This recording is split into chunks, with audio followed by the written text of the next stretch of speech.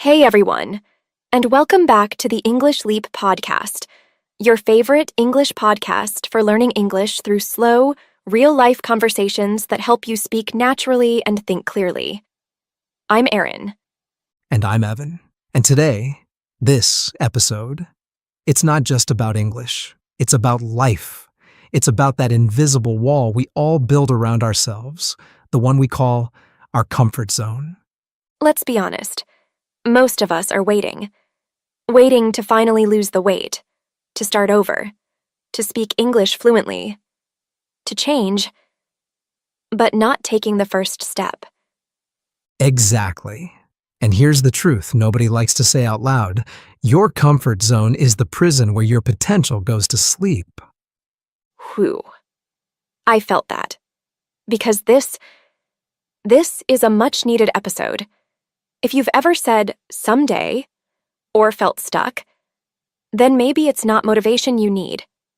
Maybe it's the courage to do the thing that scares you a little bit. So today, we're sharing the real story of what happens when you quit your comfort zone, what it actually feels like, how it shakes you, and how it transforms you. And, of course, we'll be speaking in slow, clear English, perfect for listening, shadowing, and building fluency with real emotion, not textbook drills. Oh, and stay till the end for our vocabulary breakdown, where our lovely Crystal will slow things down and guide you through 10 to 12 powerful words and expressions we secretly introduce during the episode. It's our favorite trick here at the English Leap podcast, teaching real, natural English without making it feel like school. Basically, we're pulling you out of your comfort zone, and you didn't even notice. Haha, yep, learning English while leveling up your mindset? That's our sweet spot.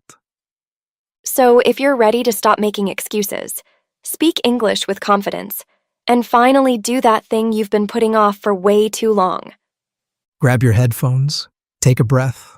It's time to leave your comfort zone and step into the life that's waiting for you. You know what's crazy? Most of us don't even realize we're inside a comfort zone until something goes wrong. Like, life feels okay, not bad, not amazing, just neutral. And you tell yourself, it's fine. But deep down, you're slowly shrinking. Yep, comfort zones don't feel like a trap because they're comfortable. But that's exactly the problem.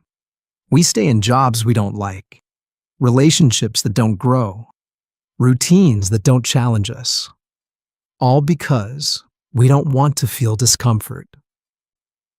But guess what? That same comfort is quietly stealing your potential. I remember when I realized mine. I was waking up, going through the same day over and over. Eat, work, scroll, sleep. I wasn't unhappy, but I wasn't alive either. It was like being stuck on autopilot. And that feeling? That quiet frustration? That's the alarm bell telling you, it's time. Exactly. Mine hit during a weight gain phase. I kept telling myself, I'll get back in shape later. But later never came. And each time I avoided doing something hard, like going for a run or saying no to junk food, my confidence dropped. That's the thing. The longer you stay in your comfort zone, the smaller your self-belief becomes. So true. And that leads us right into what we're going to share today. A mindset, a strategy, a real plan to escape that slow trap and build something strong. We're going to break it all down. But here's the core idea. Change doesn't need to be a giant leap. It just needs to be consistent. And science says that doing something for 21 days starts forming a habit. So, if you break your transformation into 3 21-day blocks, that's 63 days. You don't just start something, you become someone else. I love that. And let's be clear, this isn't just for people trying to lose weight. This is for anyone who's trying to start something. Maybe speaking English fluently, maybe starting a business, maybe just waking up earlier. The strategy is the same. One step at a time. In the next 3 points, we're going to walk you through each 21-day phase, what to expect, what to feel, and how it worked for us. But before we move on, let's talk about the number 21. Why is it special? Because 21 days is just enough to push your brain to recognize something new, but not too long to feel overwhelming. It's like tricking your mind into building a new normal. It's long enough to stretch you, but short enough to believe in. And once you see results after 21 days, even the smallest ones, that pushes you to keep going. Compliments start coming in. Your posture changes. You look in the mirror and say, "Wait, I'm really doing this." This phase is all about momentum. You don't need to be perfect. You just need to show up. For me, when I started my English Fluency Challenge, I told myself, just speak for 5 minutes a day. That's it. No pressure. But I did it every day. And that little promise, it made me proud. Same for me with fitness. I didn't start with 5 a.m. runs or lifting heavy weights. I started by walking for 20 minutes and skipping sugar with dinner. It felt too easy. But that was the point. You build trust with yourself.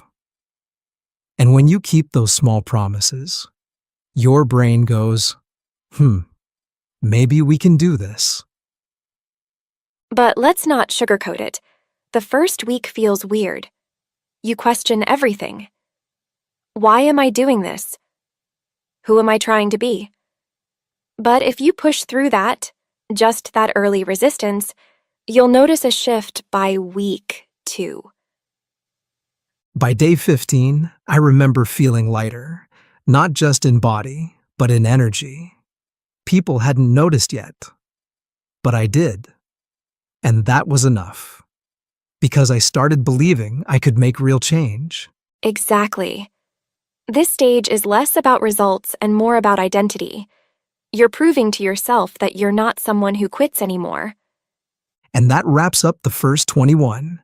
But don't go anywhere, because in the next point, we're going to share what happens after the honeymoon phase, when people start to see the change. All right. So you've made it through the first 21 days. That's big. But now comes the interesting part. Days 22 to 42. This is where people around you start to notice the difference. Oh yeah, I still remember, somewhere around week 4, one of my coworkers said, "Hey, you're looking more energetic these days. Doing something new?" And I just smiled, because inside, I was on fire. Not because I looked better, but because someone saw a change I was feeling. Yes. And for me, it was when my speaking confidence in English started showing. I wasn't translating in my head anymore. I was just speaking. And someone in class said, "Your English is flowing better lately." That moment? It was everything. It wasn't a compliment. It was proof that this was working. That's the power of the second 21 days. You're not just trying anymore. You're becoming. Your routines feel less forced. People validate the change. And your mind? It begins to crave that momentum. But, and this is important, this is also when the temptation to slow down kicks in. You feel good, so your brain says, maybe we can relax now. But that's the trap. This isn't the finish line. It's the foundation. Exactly. If you push through this phase, you're not chasing change anymore. You're living it. And that brings us to the final stage, the transformation that sticks. This is when something powerful happens. Your new habits don't feel like habits anymore. They feel like you. You don't wake up and say, "Ugh, I need to study English." You wake up and want to do it. Right? It's not a task. It's a rhythm, a groove. Your environment starts working with you. People talk to you differently. You walk differently. You even think differently. Because you've proven something to yourself. And your brain responds. There's a beautiful line I read once. First, it's hard. Then it's routine. Then it's part of who you are. That's exactly what the final 21 days feel like. Not dramatic, not loud, just peaceful, powerful consistency. And I'll tell you this, during this phase, the most surprising thing happened. I started helping other people. A colleague asked me for fitness tips. A friend asked how I was staying consistent. And I realized I had become the kind of person I used to look up to. Wow, I love that. Because that's the real transformation. Not just changing your habits, but expanding your identity. Your brain gets rewired. Your comfort zone isn't the old you anymore. It's the new you. Let's pause here, because this last point, it's the heart of the entire journey. You didn't just quit your comfort zone, you built a mind that follows through. A mind that doesn't wait for motivation. It moves with momentum. Exactly. You've trained your brain to trust you, to show up, even when it's hard, even when nobody's clapping. And that trust, that's everything. And here's what's beautiful. Somewhere along the way, without even noticing, you've built an identity. You've created a new normal. And this new life, it becomes your new comfort zone. But this time, it's a comfort zone you earned. Yes, it's no longer a place of hiding. It's a place of strength. A zone you stepped into, not one you stayed stuck in. And that's the real win. You're no longer stuck in someday. You're living in right now. Even when the spark fades, the strength stays. So whether you're on day 1, day 44, or just trying to believe in yourself again, Remember, you've already done harder things than this. and the life that's waiting for you, It's not far. It's just one step beyond your comfort zone. And now that we've stepped all the way out of our comfort zones, it's time to slow things down and let the words sink in. here's Crystal with your vocabulary breakdown from today's episode. Trust me, this is the part where real learning locks in. Take it away, Crystal. Thanks, Aaron. Thanks, Evan. And hello again, my lovely friends. You made it to the end of a powerful episode. And now let's slow down and gently look at some of the important words that appeared during the conversation. These are not just vocabulary words. They are ideas, emotions, reflections of real life. We'll go one by one, slowly, clearly, with calm. Let's begin. Comfort. Comfort is the feeling of peace, safety, and ease. It's when everything feels soft and familiar. Example. After a long day at work, he changed into his pajamas and felt instant comfort. Let's say it together. Comfort. Comfort is beautiful, but staying there too long can stop you from growing. Now let's move on to a word that describes what happens when you finally see something clearly. Realize. To realize means to suddenly understand something, to have a moment of truth. Example. She realized she had been comparing herself to others too much. Say it gently with me. Realize. Sometimes realizing something small can lead to big changes.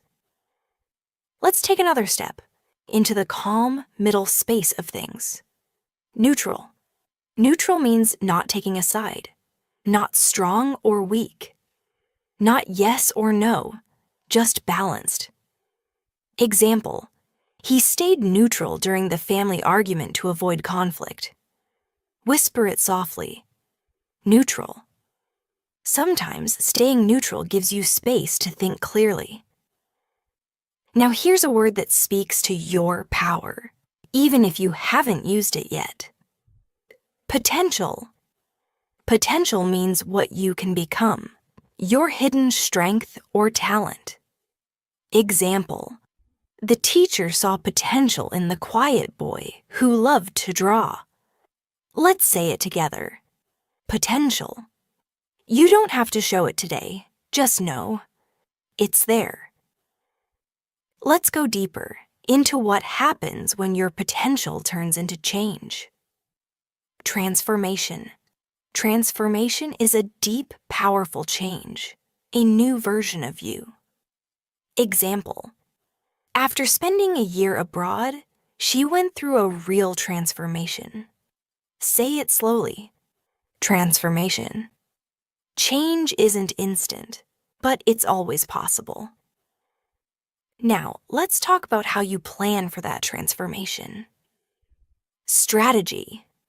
A strategy is a smart plan, a way to reach a goal. Example, he made a study strategy to prepare for his exams without stress. Repeat after me. Strategy. Without a strategy, even big dreams can feel confusing. Next, let's look at the word that means to see things as they really are. Recognize. To recognize means to notice and understand, to know something again. Example, she didn't recognize her old self in that photo. She had changed so much. Say it softly. Recognize. Recognizing who you are is the first step to who you can be. Now, a word that many of us feel when life feels like too much. Overwhelm. To overwhelm means to feel like there's too much to handle in your mind, body, or heart. Example, he felt overwhelmed by the number of messages and deadlines at work. Let's breathe through this one. Overwhelm. It's okay to pause. You don't need to do it all at once. Let's soften the mood now with a word that lifts your spirit. Compliment. A compliment is a kind, positive thing someone says about you. Example, her classmate gave her a compliment on her new glasses. Say it warmly. Compliment. A small compliment can bring a big smile. And finally, let's talk about a big, beautiful word. Identity. Identity is who you are, your values, your personality, your story. Example, moving to a new country helped him shape his own identity. Let's say it slowly. Identity. And remember, you're allowed to grow. You're allowed to change. These aren't just English words. They are words for your journey, your growth, your becoming. Repeat them. Feel them. Let them stay with you. Until next time. I'm Crystal, and I'll be right here, cheering you on every gentle step of the way. Thank you, Crystal. And thank you for joining us today. We hope this episode gave you something real to hold on to. Take care of yourself and keep stepping forward. We'll see you in the next one.